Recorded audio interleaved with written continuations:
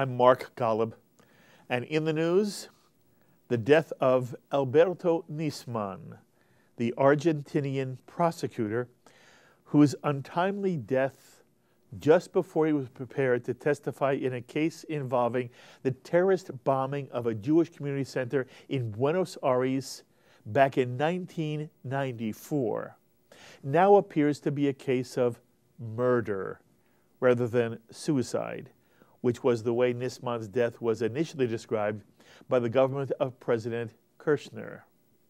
You may remember the horrific bombing of the Jewish center, which occurred in July of 1994, that took the lives of 37 people, including the wife of Rabbi Angel Kreiman Brill, and which left 56 more missing. And 2 years earlier, in 1992, a car bomb destroyed the Israeli embassy in Buenos Aires, killing 30 people. No arrests were ever made in that case. Argentine officials believe that both of these attacks were carried out by the Party of God, a radical group out of Lebanon that is funded by Iran.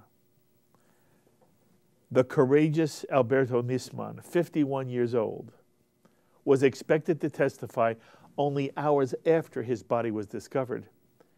And he was supposed to testify that President Kirchner's wife, in league with Argentina's Foreign Minister Hector Timmerman, had made a deal with Iran to protect both Iran and those terrorists responsible for the Jewish Community Center bombing. Nisman was convinced that the bombing was carried out by Shiite terrorists from Lebanon under orders from Iran.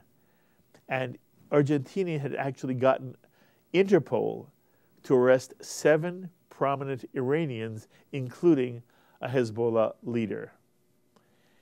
Nisman had been preparing for his testimony, and he even made out a grocery list for the next day, suggesting this was hardly suicide.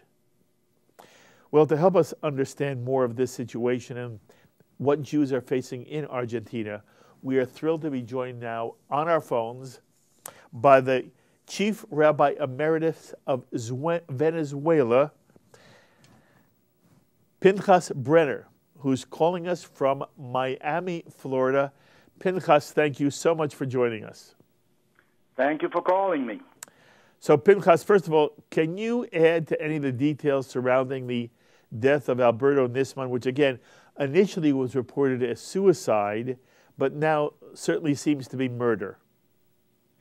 Well, from the very beginning, it didn't smell kosher. There was something rotten in the state of Denmark.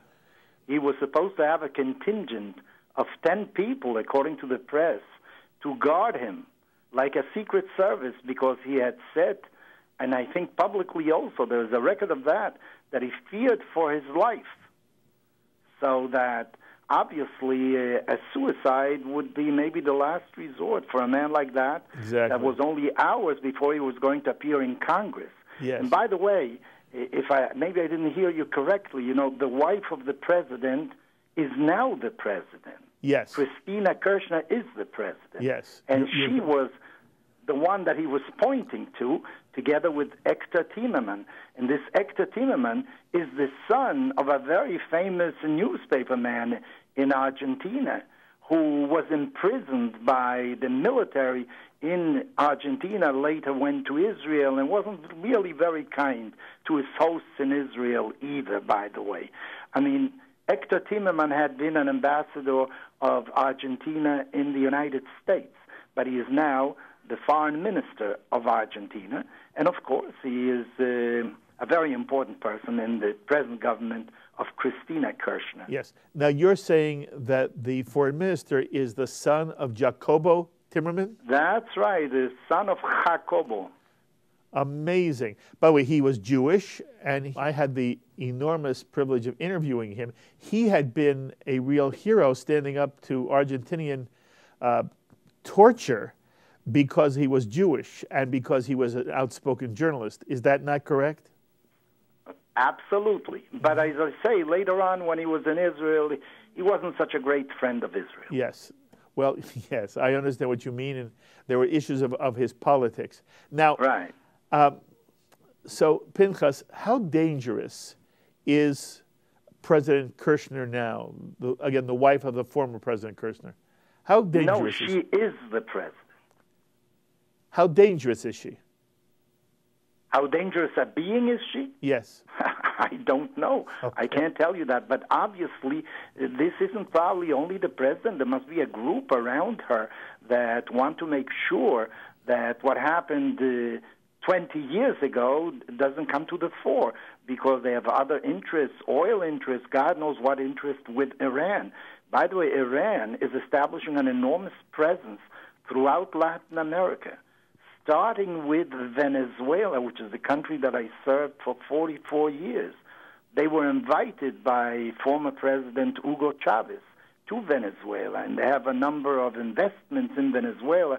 One has never really seen any products of the investment, but there is a close relationship. There used to be a weekly or bi-weekly flight from Caracas to Iran with a stopover in Damascus, which is a very strange thing. Yes. You know, our area of friendship and so on has usually been the Americas, and maybe Europe, and also some oil-producing countries. But there was never a direct flight from Caracas to any of the Arab countries except to Iran. Mm-hmm. So that Iran has a very important and unfortunately negative influence in Latin America. Yes. Nowadays. I want to digress for one moment. We're going to come back to this case in one moment. But you yourself have a fascinating story. You were the chief rabbi of Venezuela for more than 40 years, correct? 44. Okay. And at the moment, my understanding is you're not allowed to return to Venezuela. Is that correct? No, that is not correct. As a matter of fact, I expect to be there in less than 2 months to officiate at a wedding. Okay, that's nice to hear. Not only that, I'm still the president of a committee of relations between churches and synagogues in Venezuela. Can you tell me in general, how were the Jews of Venezuela treated when you were the chief rabbi, active chief rabbi? And then I want you to talk about Argentina. But what was your personal experience being the chief rabbi of a South American country? Well, let me tell you that until the coming of this latest regime that was started by Hugo Chavez, and that is already 15 years of this type of government, we had the most friendly relationship among the different faiths with the government, with different social strata, so much so that I could have sworn that there isn't a vestige of anti-Semitism in Venezuela. Obviously, that's an exaggeration. There always is something in some place, but you never felt it. I personally never felt it. Nowadays, I understand, according to a study, 30% of Venezuelans have a negative opinion about Israel, about Jews, everything stemming from the present government. Mm-hmm. Unlike Europe, where you had an inborn or hereditary type of anti-Semitism of the population, and nowadays you see that the governments are trying to fight against it. In Venezuela, it's the other way around. The people were very friendly to the Jews, to the contrary. But it's the government, because of other reasons, and maybe also hate, simple anti-Semitism against the Jews. There was an Argentinian fellow by the name of Norberto Ceresole, who was a great influence upon Chavez, and he was an anti-Semite, no question about it. Mm-hmm. But then again, you need a fertile soil for something to grow, and apparently there was in some of the people that are ruling Venezuela today. But when you were there, you had a good time. I had a good time. Do you mean that I had personal satisfaction, or you mean that the Jews were doing well? Until Both. this government, Jews were doing very well in Venezuela. That doesn't mean that since this government, there are anti-Semitic events that take place every day. But there were a few notable things that happened in these last few years.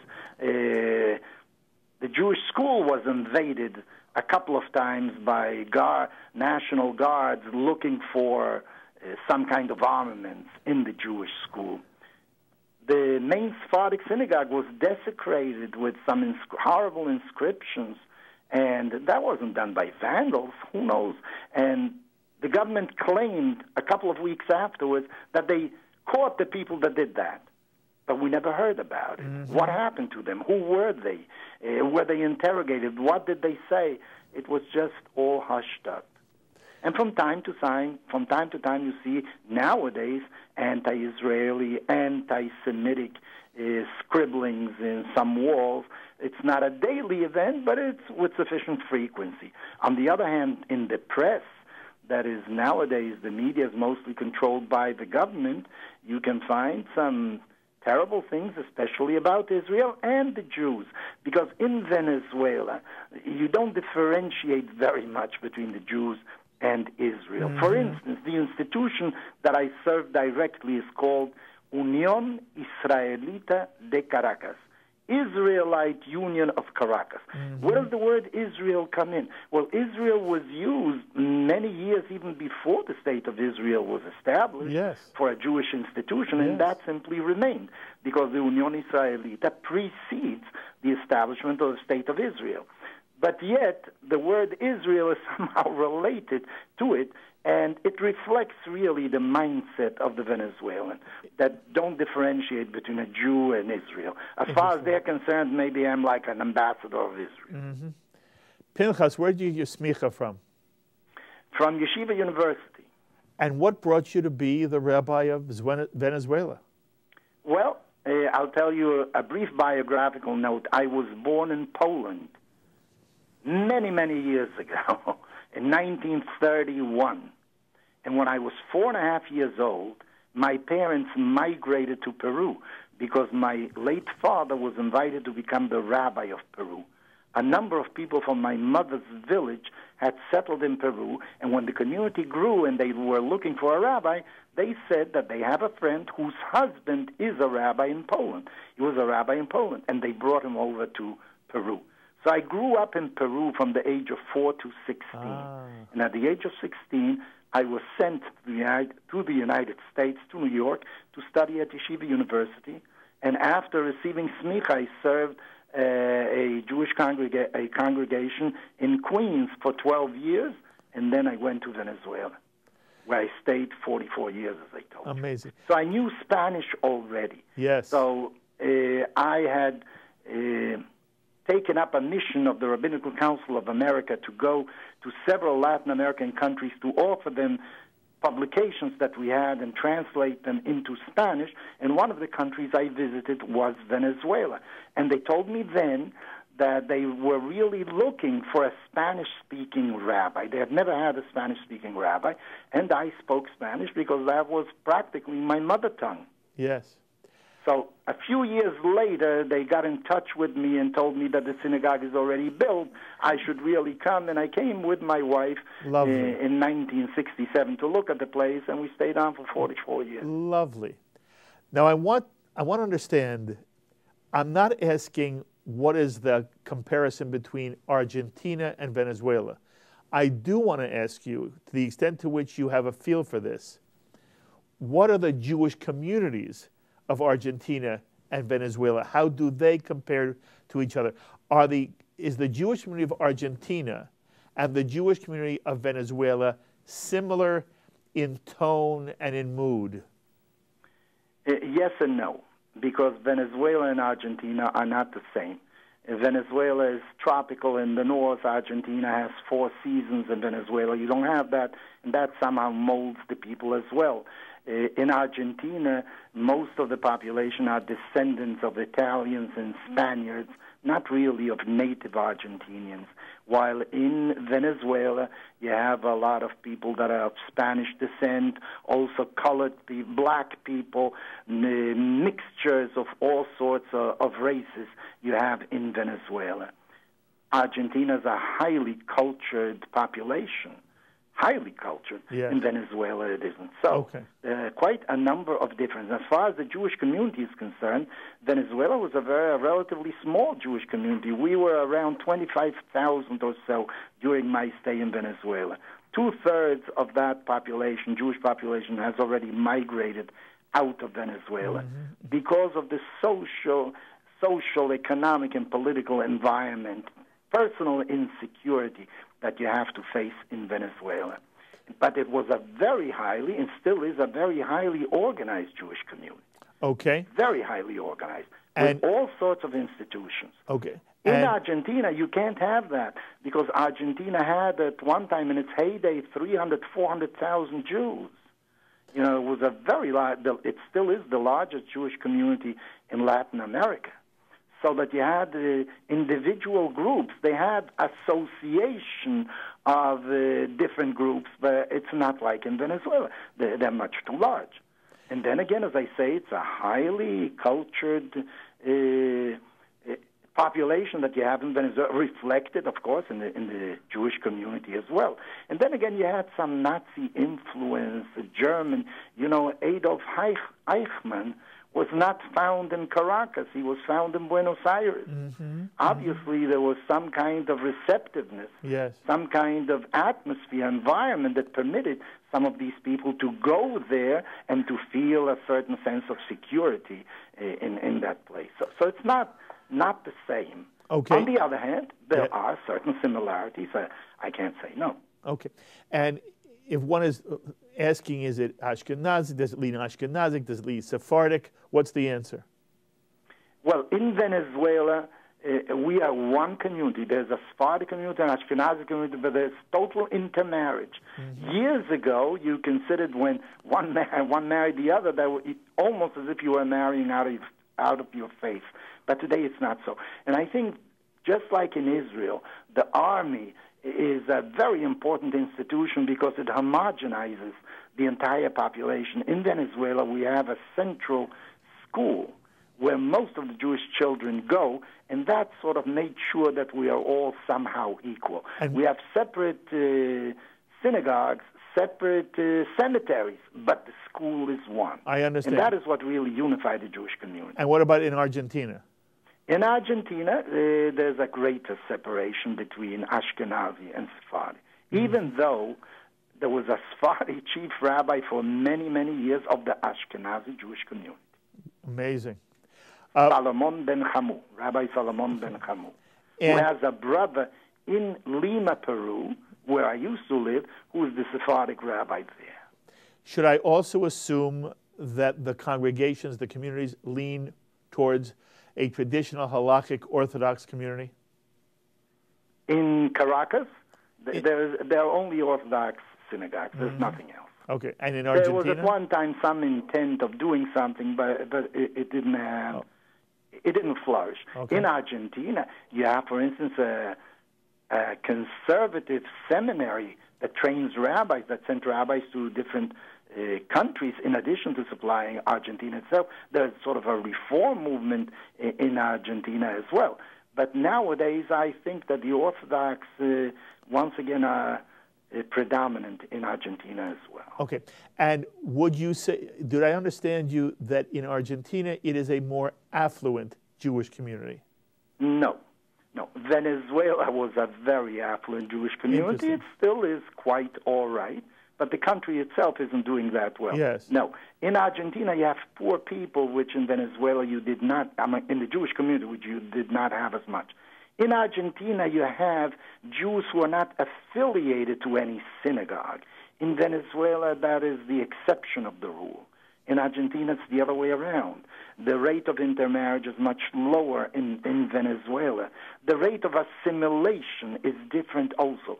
In Argentina, it's easier because the entire population is sort of European descent. In Venezuela, it isn't so. Okay. However, with the passing of time, with education becoming more universal, you find many a time that the non-Jew who marries a Jew is just as educated as the Jew. Yes. Years ago, it wasn't so. All right. Now, I want to come back to the case of Alberto Nisman, and I want to try to frame my question as carefully as I can. I want to understand the extent to which let's assume at the moment he was murdered because the government did not want him to testify about what he ultimately learned about the 94 and the 92 bombings that were directed at Jews and took, many, maybe as many as 100 lives altogether. I want to understand whether you believe, if he were in fact murdered, is this an instance of a government simply trying to cover itself and destroy the one person whom they felt was most threatening to their well-being, as opposed to its being in some way an anti-Semitic act? My sense is that what we're seeing here is Nisman is a casualty, not of anti-Semitism in some way, but he's a casualty of corruption of government. I want to know the extent to which you think I'm right or wrong. Well, I sympathize with your position, but I would not identify myself totally with it. Some anti-Semitism is present as well. You can't divorce anti-Semitism from it, even though I would imagine that if it were a murder and not a suicide, the main purpose was to somehow placate the Iranians to not permit that this go forward. But it depends now. Argentina is not an easy country. Even though there may be a strong hand on the part of the government, they should really name a commission, an independent, to investigate this. You see that even though the government may not have wanted anything to happen, after 20 years, there was somebody still investigating and doing something. I don't think that this is going to be quelled completely. Mm-hmm. But in the meantime, it may have put the fear of God in the minds of many. If you start investigating, look at what your end may be. But I am not too sure what the future will be. I imagine that you are right, that this is if he was assassinated, it was a political assassination. Yes. But with anti-Semitic ingredients as well. Yes. So I sort of asked this already, but I want to ask it simpler and hear your answer. What is life like now for the Jews of Argentina, do you believe? And to what extent do they live with any kind of anti-Semitism that is, reminiscent of what we see happening to the Jews of France? I really can't tell you, but I don't think that you have the same attitude that is xenophobic that you have in France. That is a result also of the tremendous influence that the affluence of Muslims that are present in France, because France may be hospitable to it, but I think the source of the anti-Semitism in France is really comes from people who are not French for 5 generations, or 6 generations. Yes. They may find, as I say, some echo. I'm not saying that. In Argentina, you don't have that influence of Islam that create. On the other hand, Argentina has a tradition of a certain amount of anti-Semitism. They say that, I think it was a statesman of the 18th century that once defined what is anti-Semite. Who is an anti-Semite? He who hates Jews more than necessary. Mm-hmm. Well, some anti-Semitism there is in Argentina. There's no question about it. However, I would not give anti-Semitism, I wouldn't point at anti-Semitism as the prime mover for what happened. It's rather politics. But anti-Semitism was present there too. Look, what we wanted, what the Jewish world wanted, was those who were responsible for these horrific bombings in 94 and 92, we wanted them brought to justice. And we also wanted any country, whether it's Lebanon, whether it's Iran, we want them held accountable for the deaths that took place in 94 and 92. So the world was sort of hoping that Nisman's testimony and the trial that was supposed to occur would somehow bring justice for the Jewish people who were suffering, who had been the victims in Argentina. At the same time, you've said it very, very well, and one should not necessarily see anti-Semitism where it doesn't exist. And so the question becomes now, as you look at what institutionalized anti-Semitism there is in South America in general, whether it's Venezuela or Argentina, how would you describe the threat today, not of whether there's anti-Semitism, but whether there's institutionalized or government-sponsored anti-Semitism? I wouldn't overemphasize it. On the other hand, I do think that you have to bring people to justice in order to make sure that these episodes don't repeat easily. What can be done? I think that internationally, there should be a cry, there should be a protest. You should not let this issue rest and somehow force the Argentinian government to establish a really independent panel who should investigate what happened with this death, which unfortunately you can't undo anymore. Yes. But to make sure that the process goes ahead also, it would be a very important lesson, not only for Argentina, but for the entire continent. Mm-hmm. So I think that international protests and not to let the issue rest is very important. It's something that you can do, and the media in the United States, and maybe Congress in the United States, I don't know how far it can go, whether such an incident would merit the attention of Congress. It depends on the people who will promote it and will speak to congressmen to make sure that this does not lay dormant and that an independent panel be established in order to investigate what happened. Amen via amen. It's been wonderful talking to you and wonderful meeting you on the phone, Pynchas. I hope one day I may be able to meet you in person. You sound very young, Pynchas. Are you having a good time now in Miami? I have a fulfilling time. Good.